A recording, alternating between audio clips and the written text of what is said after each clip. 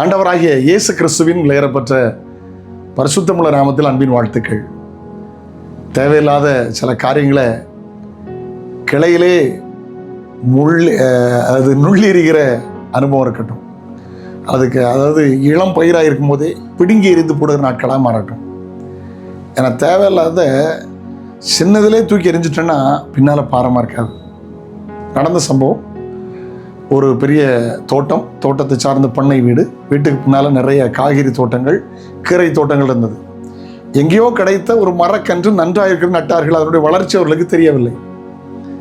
குறிப்பிட்ட தூரம் வளர்ந்த போது நிழல் கிடைத்ததுன்னு மகிழ்ச்சி அடைந்தார்கள். ஆனால் ரொம்ப பெருசாக வளர்ந்த போது அதன் நிழலில் இந்த காய்கறி கீரையெல்லாம் மாட்டிக்கொண்டது.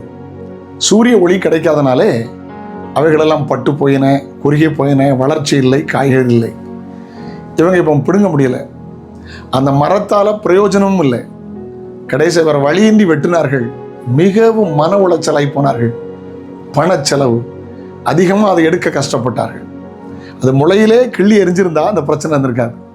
ஒரு சின்ன காரியம், சின்ன பாவம், ஒரு சின்ன தவறு, அதை இளம் பயிராக இருக்கும்போதே பிடுங்கி எரிஞ்சிருங்க. வளர விட்டுறாதுங்க. ஆமாம், வளர விட்டதுனால தான் நிறைய பேர் குடிகாரலாம் மாறி வயதுக்கு முடி செத்து போயிட்டாங்க. சிலர் கஞ்சாவுக்கு அடிமையாக மாறி பைத்தியமாக மாறி போயிட்டாங்க.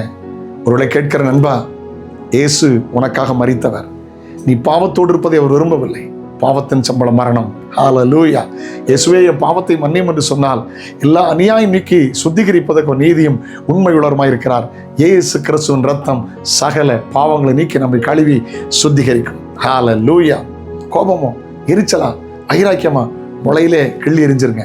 ஆமென். வேண்டாம், அது வளர விடாதுங்க. கசப்பான வேர் வளர சம்மதிக்காதுங்க. ஆமென், ஆமென். அந்த கிருபைகளை கர்த்தர் உங்களுக்கு தருவாராக. ஒரு தேவனுடைய வார்த்தையை வாசிக்க கேட்கலாம். யாக்கோபு 1ஆம் அதிகாரம் அவருடைய 15ஆம் வசனத்தை வாசிக்க கேட்கலாம். பின்பு இச்சையானது கர்ப்பம் தரித்து பாவத்தை பிறப்பிக்கும். எப்படி பாருங்க, ஒரு தாயின் வயிற்றிலே 10 மாதங்களுக்குள்ளே கர்ப்பம் தரித்து டெலிவரி ஆகிறது போல இச்சையானது கர்ப்பம் தரித்து பாவத்தை பிறப்பிக்கும். பாவம் பூரணமாகும் போது மரணத்தை பிறப்பிக்கும். மரணம்னா என்ன? சரீர மரணமா? இல்லை. வெளிப்படுத்தல் 21:8 பயப்படுறவர்களும் அவிசுவாசிகளும் அருவருப்பானவர்களும் கொலைபாதகரும் விக்கிரகாராதனைக்காரரும் பொய்யரனைவரும் சூனியக்காரரும் 2ஆம் மரணம் ஆகிய அக்கினியும் கந்தகம் என்ற கடலில் பங்கடைவார்கள். முதல் மரணம் சரீரத்தில் ஏற்படுகிறது, அது எல்லாருக்கும் உண்டு. 2வது மரணம் ஆத்ம மரணம், நரகம். ஆமென். ஒரே வழி நரகத்துக்கு தப்பித்துக் கொள்ள இயேசு உங்களுக்காக மரித்து ரத்தம் சிந்தி அடக்கம் பண்ணப்பட்டு உயிர் திறந்த உயிரோடு இருக்கிறார். இயேசுவே என் பாவத்தை மன்னிக்கும் என்று கதறுங்கள். உங்களை பரிசுத்தமாக்குவார், வாழ வைப்பார். இங்கே ஆசீர்வாதமாக இருப்பீங்க, முடிவிலே பரலோக ராட்சியத்தை பெறுவீங்க. அப்படிப்பட்ட நல்ல நாட்களாக மாறட்டும். ஜெபம் பண்ணுமா? தகப்பனே, இயேசுவின் நாமத்தில் ஜெபிக்கிறோம். தேவையற்ற சுவாபங்களை ஆரம்பத்தில் அதை எடுத்து போட, கிள்ளி போட எங்களுக்கு கிருபை தாரும். நன்மை கிருபை பிள்ளைகளை தொடரட்டும். இயேசுவின் நாமத்தில் ஜெபங்களும் பிதாவே. ஆமென், ஆமென். நாளை உங்களை சந்திக்கிறேன். அது ஒரு கர்த்தருடைய கிருபை உங்களை தாங்கட்டும். God bless you. Have a nice day.